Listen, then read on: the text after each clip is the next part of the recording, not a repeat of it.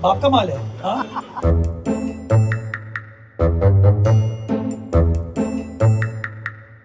सारा वक्त अगर खिताब लगाने पे लगाया है, बात भी सुनो ना, अब बुरा नहीं मानना। हाँ, रिलैक्स। इतनी बुरी बुरी बातें मेरे लिए करते हो, थोड़ा सांस लो, आराम से रिलैक्स, ब्लड प्रेशर नहीं बढ़ा।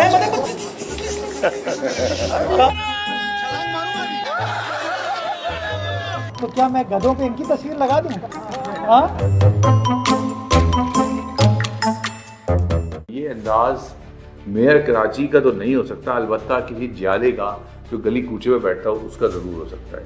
मुर्तज़ा वहाब को मेयर कराची बनाने के बाद पाकिस्तान पीपल्स पार्टी ने ये समझा कि वो एक ऐसा चेहरा है, चॉकलेटी चेहरा है, वहीद मुराद टाइप का चेहरा है, और वो लोगों को अट्रैक्ट करेंगे, मीडिया को अट्रैक्ट करेंगे।